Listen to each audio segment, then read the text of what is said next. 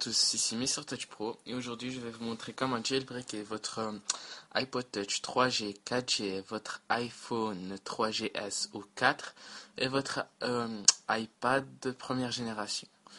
Donc malheureusement ce n'est pas disponible pour l'iPad 2 et l'iPhone 4S, mais ça ne devrait pas tarder. Donc là je suis muni de mon iPod Touch 4G. Donc comme vous le voyez là, je vais vous montrer que je suis bien au 5.0. Donc général, information et version, voilà juste ici. Version 5.0. Donc pour ce faire, vous avez besoin, toutes les applications que vous avez, normalement vous devez les garder. Il ne doit pas y avoir de soucis. Donc vous avez besoin du Redsn0w 09.9 bêta 4, le lien est juste en dessous. Vous avez aussi, vaut mieux vous munir en fait de votre firmware qui est le 5.0 pour iPhone, iPad ou iPod, pardon. Et donc dès que vous allez le télécharger, vous allez avoir ce dossier là, un dossier compressé. Donc on n'en a plus besoin, vous le décompressez et vous allez avoir ce dossier là qui va apparaître sur votre bureau. Vous l'ouvrez et vous avez redsn0w.exe. C'est le dernier là. Vous l'ouvrez et ça c'est le nouveau Redsn0w, pardon, je suis un peu fatigué. Donc c'est le nouveau Redsn0w, ils ont changé le design, tout est nouveau. Donc pour le moment on a juste besoin du jailbreak. On fait jailbreak. Là ils nous disent qu'on doit le mettre en mode DFU et qu'on doit d'abord l'éteindre. Moi personnellement je l'éteins jamais.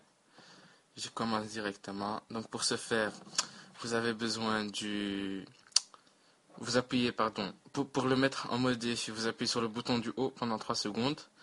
Vous maintenez le bouton du haut et vous appuyez sur le home bouton qui est là pendant 10 secondes. Et après le tout, vous lâchez le bouton du haut et vous continuez à appuyer sur le bouton du bas. Donc pour ce faire, on appuie sur Next. Et ça va commencer 3, 2, 1, 10, 9,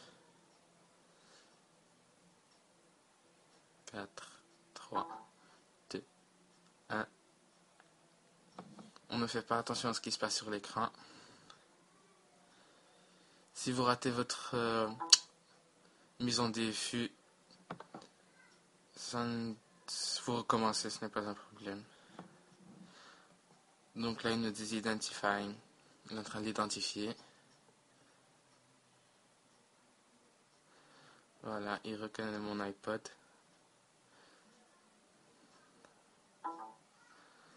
Waiting for reboot. Voilà. On va les deux en même temps. Là, ça devrait commencer normalement.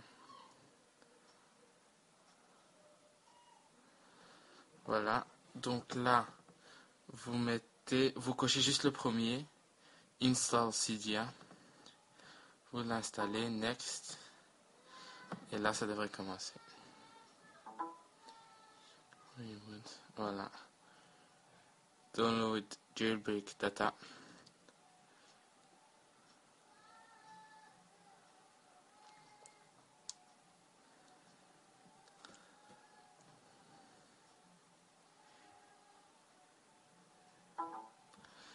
Les lignes de commande vont apparaître. Ça va prendre un petit moment, donc on va laisser faire. Donc là, sur notre ordinateur, il nous dit done, ça veut dire que c'est fini. On peut faire cancel et on met tout de côté. Donc oui, je voulais aussi vous montrer. Donc si jamais quand vous le jailbreakez, quand vous mettez au jailbreak, ils disent que l'iOS n'est pas reconnu. Vous allez dans les extras et vous faites select IPSW. Et de là, vous allez sur le bureau ou là où se trouve votre firmware. C'est pour ça que je vous ai dit de le télécharger aussi. Donc si jamais ça vous dit que ça ne retrouve pas votre iOS, vous le téléchargez, vous le mettez sur le bureau. Vous venez dans IPSW, vous le recherchez, vous allez dans bureau. Parce que chez moi il est sur le bureau. Voilà, il est là 5.0. Vous le sélectionnez et vous le mettez au jailbreak, c'est très simple. Comme ça, il n'y a pas d'erreur. Donc là, retournons sur l'iPod, on voit Moving Application. Donc le petit ananas de Redsnow qui est bien connu. Ah oui, et c'est toujours très important de le garder connecté ici et à votre ordinateur, comme ça vous n'avez pas de bug. Parce que ça m'est déjà arrivé que le câble... Non, en fait, c'était pas le câble, c'était la batterie qui était plate. Et je le jailbreaké, donc j'avais un petit problème. J'ai dû le restaurer et tout recommencer.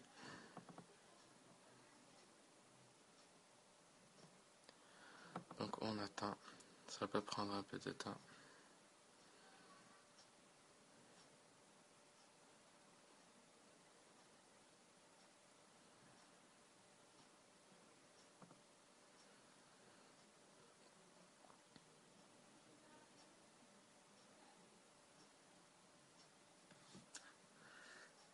Bon, comme ça prend un peu de temps, je vais le mettre sur pause et je recommencerai après. Donc à bientôt.